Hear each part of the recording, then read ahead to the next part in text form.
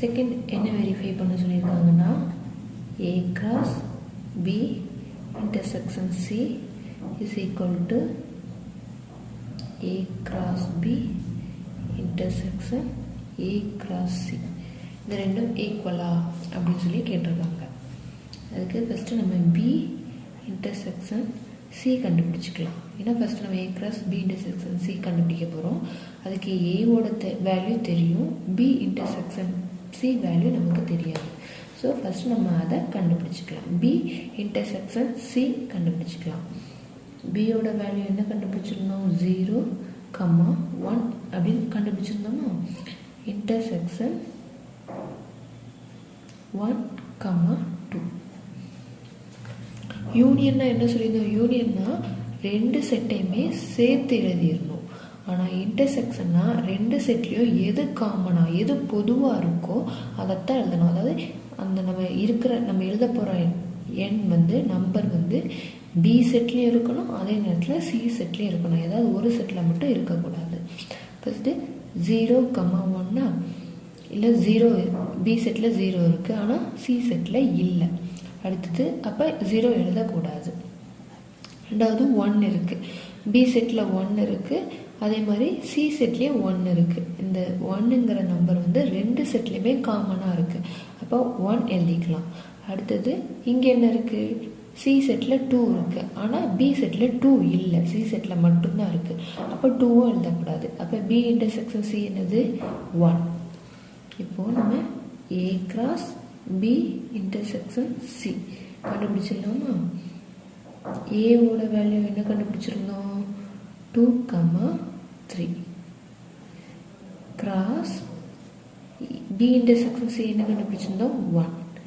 இப்போ இதுக்கு Cartesian product எடுக்கலாம். என்ன பண்ணணும்? இந்த செட்டில் உள்ள ஃபஸ்ட் எலமெண்ட், இதில் உள்ள ஃபஸ்ட் எலமெண்ட் 2, 1 அவ்வளோதான். ரெண்டாவது செட்டில் ஒரு நம்பர் தான் இருக்குது. ஸோ அதை அப்படியே ஸ்டாப் பண்ணிட்டு திருப்பி ஃபஸ்ட் செட்டில் உள்ள செகண்ட் எலமெண்ட்க்கு வந்துடலாம். இங்கே என்ன இருக்குது? 3.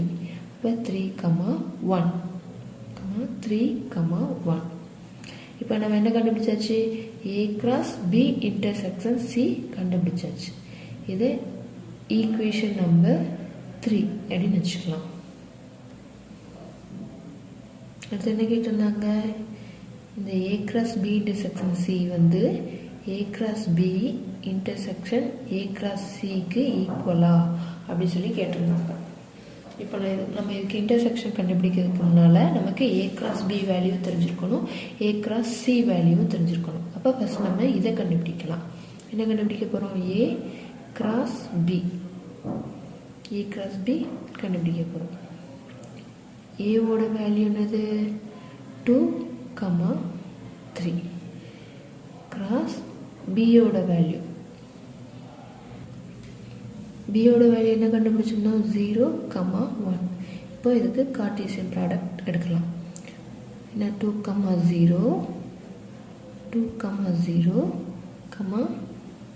2, 1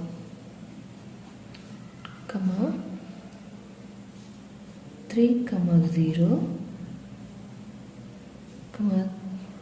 3, 1. இப்போ நம்ம ஏ கிராஸ் பி கண்டுபிடிச்சாச்சு. அடுத்து என்ன கண்டுபிடிக்க போகிறோம்? A cross C. என்ன கண்டுபிடிக்கணும்? A cross C. ஏவோட வேல்யூ என்னது? 2, 3 கிராஸ் சியோட வேல்யூ என்ன கண்டுபிடிச்சிருந்தோம்? 1, 2. இப்போ இந்த ரெண்டுக்கும் கார்ட்டீசியன் ப்ராடக்ட் பண்ணலாமா? பண்ண என்ன வேல்யூ வரும்? 2, 1 2, 1 2, 2 2, 2 3, 1 3, 2 3, 2. இப்போ கண்டுபிடிச்சாச்சு. இப்போ ஃபைனலாக என்ன கண்டுபிடிக்கணும்? A cross B intersection A cross C. இந்த ரெண்டுக்கும் ஏ கிராஸ் பிக்கும் ஏ கிராஸ் சிக்கும் காமனாக உள்ளதை மட்டும்தான் நம்ம இப்போ எழுத போகிறோம். பார்க்கலாமா? ஏ கிராஸ் பியில் என்ன இருக்குது? ஃபஸ்ட் எலிமெண்ட் 2, 0 இருக்குது. ஏ கிராஸ் சியில் இருக்கான்னு பாருங்கள். 2, 0 இல்லை. ஸோ அப்போ இது எழுதக்கூடாது. அடுத்து என்ன இருக்குது? 2,1 இருக்குது. ஏ கிராஸியில் இந்த 2,1 இந்த இருக்குது. ஸோ 2,1 அடுத்தது 3,0.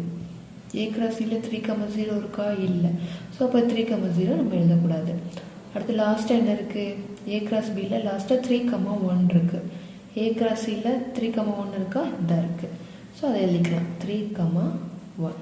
அவ்வளோதான். இந்த ரெண்டுக்கும் ஏ கிராஸ் பிக்கும் ஏ கிராஸ் சிக்கும் காமனாக இருக்கிறது இந்த ரெண்டு மட்டும்தான்.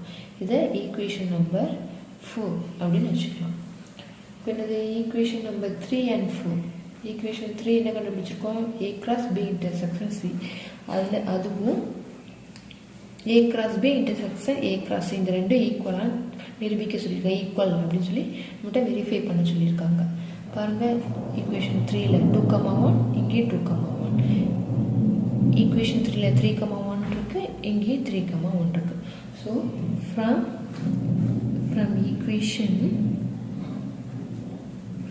equation 3 and 4, E cross B